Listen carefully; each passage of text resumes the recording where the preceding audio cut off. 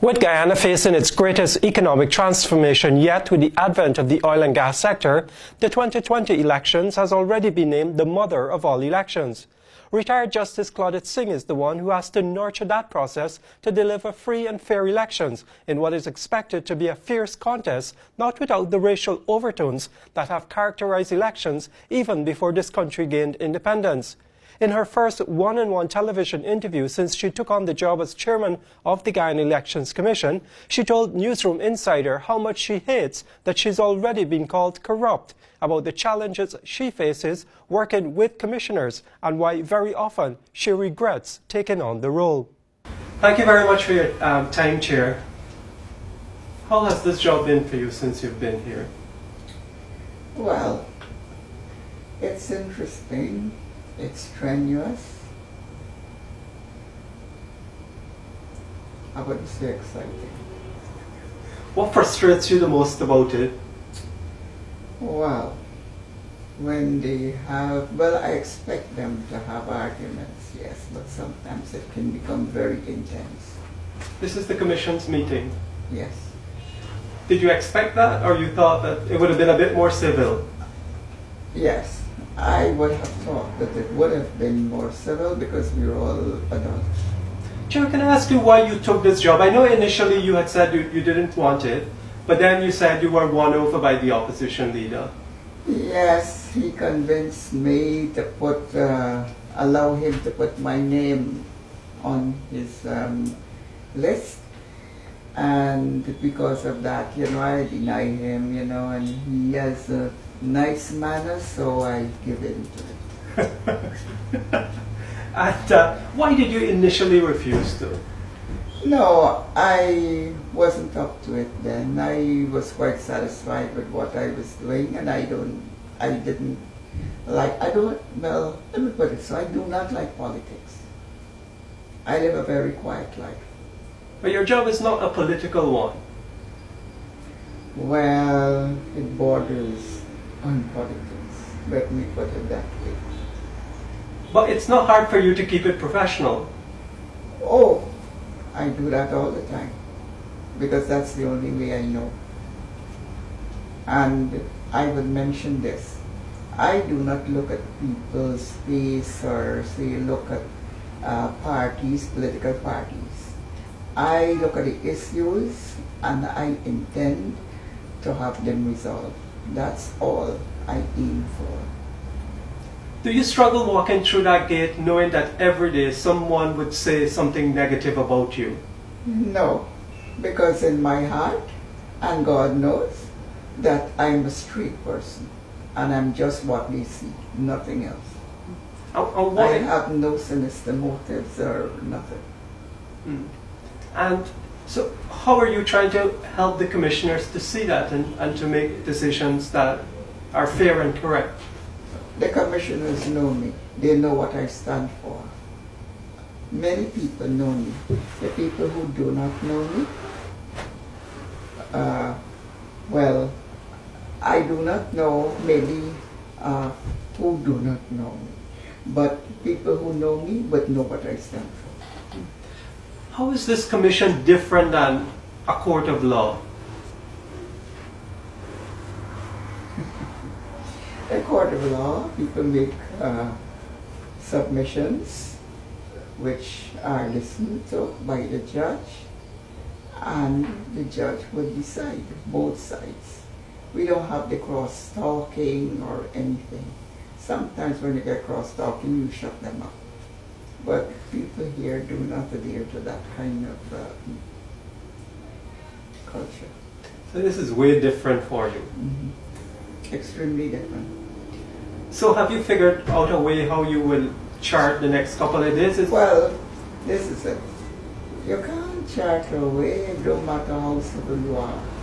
The point is, you will have disagreements. Because remember, I was pushed into this hot seat at a time when everything was so chaotic. And so I come to a very chaotic situation. Everything became, you see, after the NCM, we had to move towards election in a very, you got to use a short route then to election. Then you had all these court cases, and so now the whole situation turns now. They want GECOM to name a date. GECOM must fix the election, the shortest route to the election, and then the commission started, people blame the commission for dragging its feet and things, but there's certain procedures which one cannot just push or, press a button and reach there. And everyone knows that, I suppose. So, as it stands at the moment, do you have everything in place to run off these elections on March 2nd? Let me put it this way, things are being put in place. The election will go on March 2nd. It will be held. Everything will be done. We are having a straight course, and we're steering that ship to that along those lines. We will reach our course, I think, long before March. Sometime in February. So you have enough money? Yeah, GECOM has enough money. And this exercise over the weekend to start publishing people's names who haven't collected their IDs wouldn't dent your finances in any way heading into these elections? No. This has been a contentious one for you. I heard GECOM had published such a list sometime in 2018. You see, it's not a question of ID cards, it's a question of verification.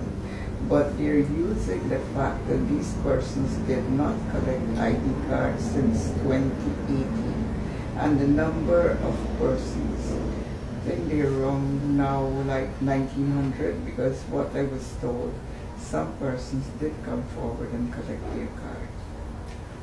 5,000 were reduced in just a month by the General Registrar's office. Could it be that there are just people out there that you just haven't reconciled yet? Well, what happened, that is why we intend to send notices, the person registered notices. That's notices by registered post. Also, we advertise and we give them 21 days notice to come. You said that no one will be disenfranchised. No, they would not, because on election day, they would be allowed to vote. Even though they're not on the official list of electors, could someone challenge you? There will be a list, like in another corner of the same OLE, we will have the list there with their names. So their names would not be taken, let's put it so. When I say take off, it would just mean they will put in another corner these people, because these people did not come forward, nobody knows anything about them.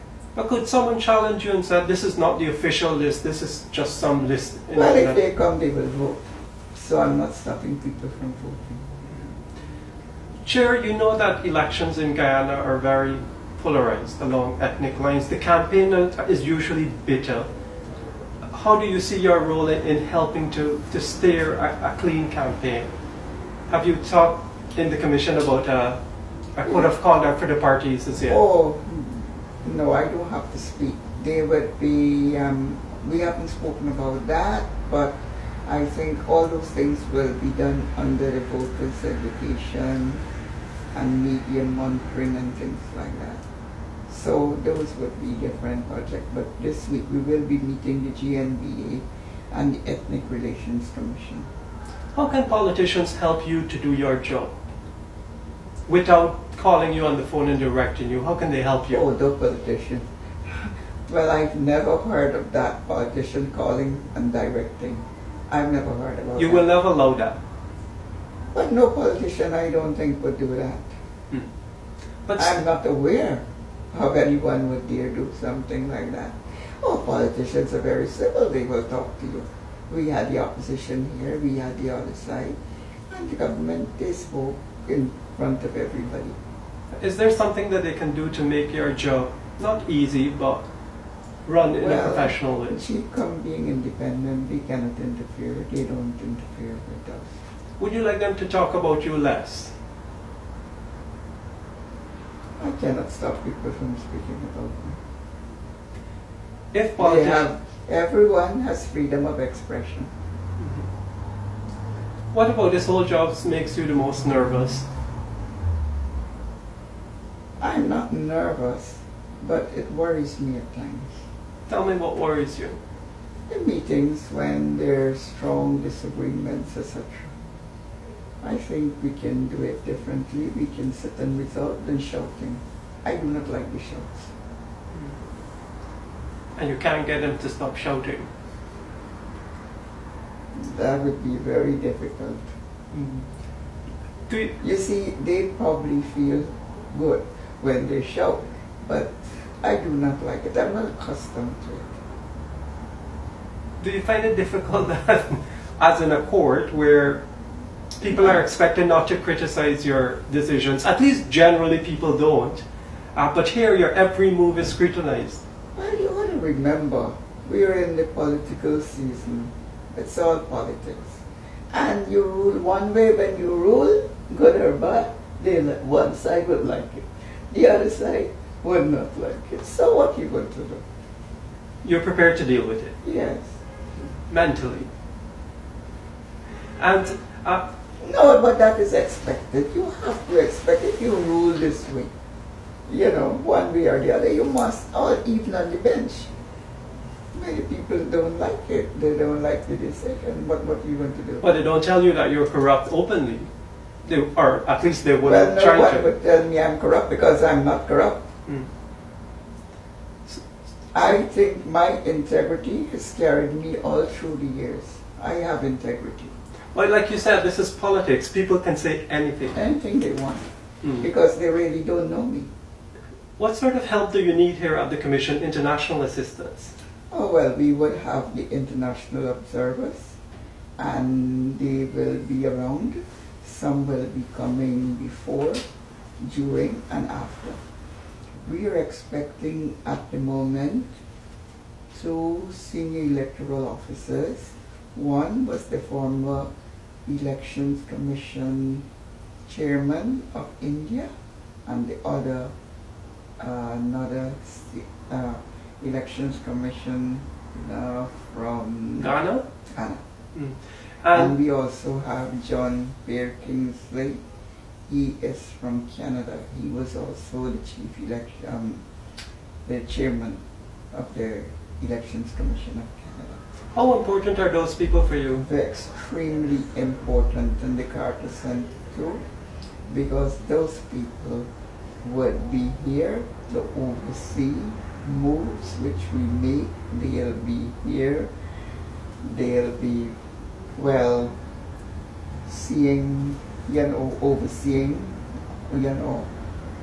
our, everything we're doing. Let me put it this way. Will you have people overseeing the technical departments like IT and other departments? Well, the observers will be all over. I think really what they normally do, then GECOM would normally intimate what help they need in what areas. And I think that would be done very shortly. We're expecting from America some persons from the IRI, and they, I think, have different skills, and they would be here to assist us. What about matters They'll like... be all over in the secretariat. And What about matters like the printing of ballot cards and so on? we don't print ballot cards, they come from overseas. Right, but you have to wait until nominations day before all the parties are decided and that process gets on the way. Yes, you have to have their symbols, because we don't know their symbols. There's so many new parties. How many have indicated interest to you, or that hasn't properly happened yet? No, not really. They have not. We had Anug the other day, but and we've had Liberty and Justice Party. They came to visit with us. And what sort of discussions would you usually have with parties?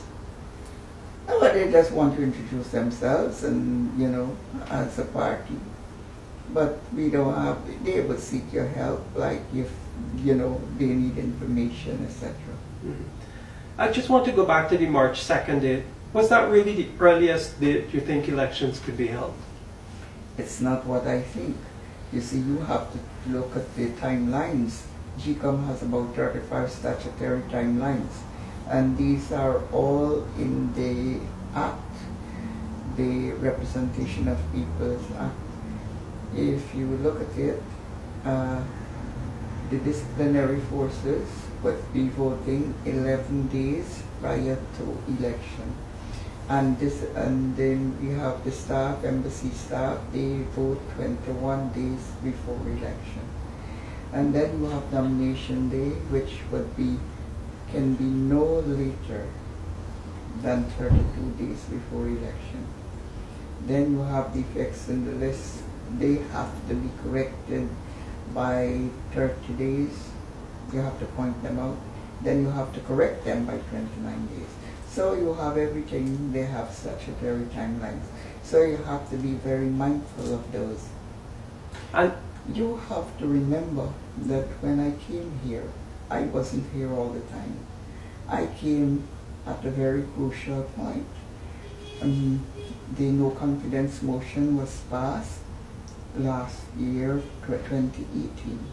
I got here July the 29th, I was sworn in. You have to remember also, when I came here, there was a house-to-house process going on.